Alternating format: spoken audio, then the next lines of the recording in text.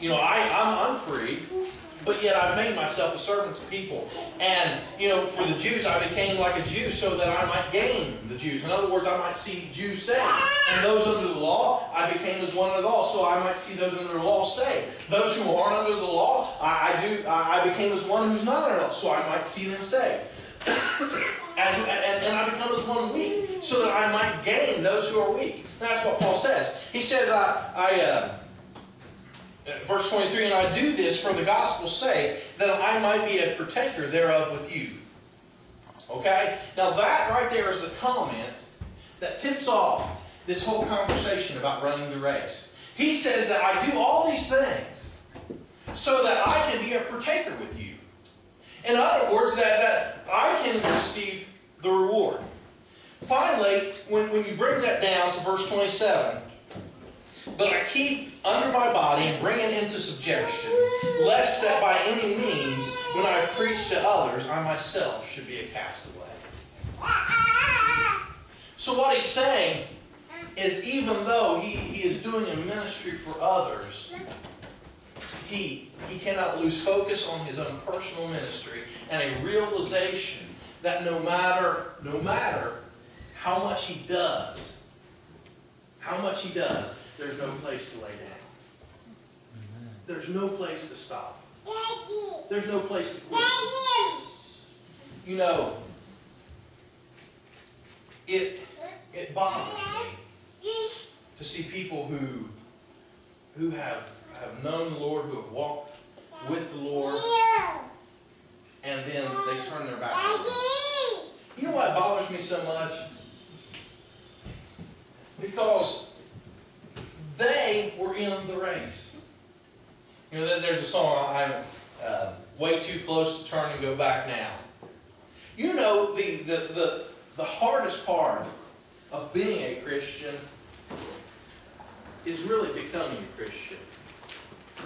And you may say, well, you know, I've become a Christian and this and this and this cropped up.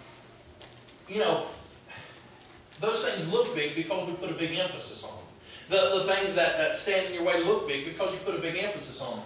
But when you really think about it, you know, what did you have to overcome to become a Christian? Think about the doubt and the fear that you had to get past before you even accepted Christ. You had to come by faith, right?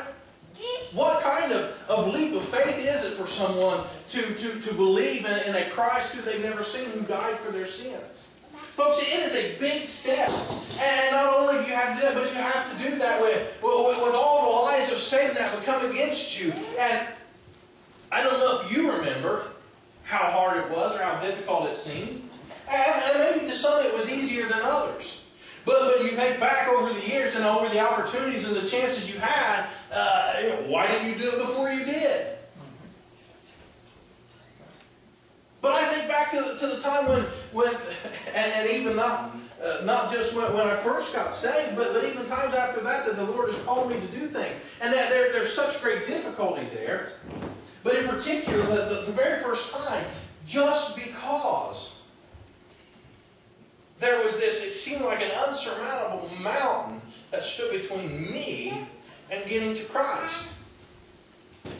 And you've got an enemy there who stands and whispers in your ear and says, hey, you can't be a Christian. I remember the night I got saved, standing there in a church, and the church was huge. I mean, it wasn't small, it wasn't huge. I sat about halfway up on that side. And I kid you not, I look at the church now, and the church it seems a whole lot smaller than it did that night. I don't know what it was, but it seemed like the churches grew longer all of a sudden. It did. It seemed like, you know, the Lord was calling me to go to the altar and pray, and it seemed like that altar was 10 miles away. And there was a perception there. And that perception became a stumbling block. You know, I had to overcome that to get to Christ. The perception of difficulty. We know, and after we become a Christian, we see the simplicity of it, how easy it is to be saved. And we tell people about the simplicity and how easy it is to come to Christ. But yet, if we think back, It's not that the fact that it's simple, but it's the perception of difficulty that we were faced with. When you come to Christ, before you come to Christ, didn't it seem so difficult? Didn't it seem like He was so far away and oh man, I don't know how I'm going to do it. But after you come to know Him, you're like, man, I can't even say I should have done it a long time ago. And what bothers me so much about seeing people who have fallen along the wayside, they've overcome so many hurdles already. They've already been through things that the enemy has put in front of them. And to give up on that, to give up the ground that they've gained. You know, here recently, we've had the problems with our stock market. I don't know if you here in the last year that we had that little, it's kind of, remember that? Yeah, some of you remember that. Wasn't that long ago, right? And we're still in a pretty bad way, although the stock market seems to be coming back. So, who knows? But, and you think about all the investments that people have put in those kinds of things. And if you had any investments in it at all, think about the way you felt when you watched it go, ooh. That made you sick, didn't it?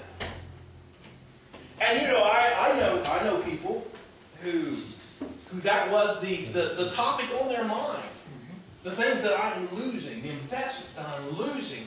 And they were ready to do anything to regain that investment, to get that investment back. Talking to their financial, what do I have to do to protect myself? What do I have to do to make sure that these things don't happen? And it occurs to me tonight, those of you who have already made investments in Christ, do you guard your investment with the same kind of effort that you put into the investment that you've made in your Christian experience? The investment that you've made in heaven. Have you talked to Christ lately and said to Him, what do I need to do to protect this investment? What do I need to see that this investment continues to grow? What do I need to do to see that this is being fruitful and I continue to have gains in my life? How often are we worried about the spiritual investment that we have? And it bothers me so bad to see people who have known Christ who fall by the wayside. Because I see the investment that they've made, and I see how much has gone to waste. See, Paul, here he is, and he says, but I keep my body under subjection, and basically, I'm keeping myself disciplined. I'm keeping myself disciplined, lest that by any means, after I preach to others, I myself should be a castaway. It's easy when things are going like this in the stock market to want to get off somewhere, isn't it?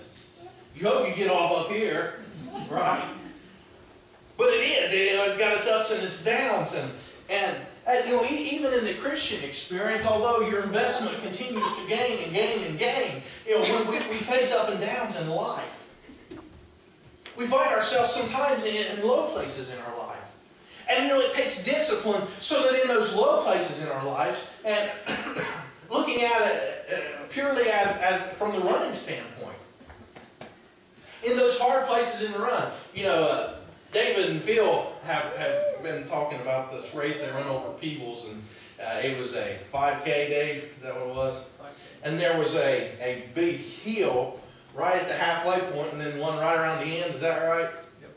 And they talked about how this was, it was particularly challenging because the place these hills were placed in, and how high they were, how big they were. And we're going to find out in life that we're going to sometimes to use the, as most people say, I'll go ahead and finish here, to be up on the mountain and down on the valley. Well, being up on the mountain and going down the valley is just naturally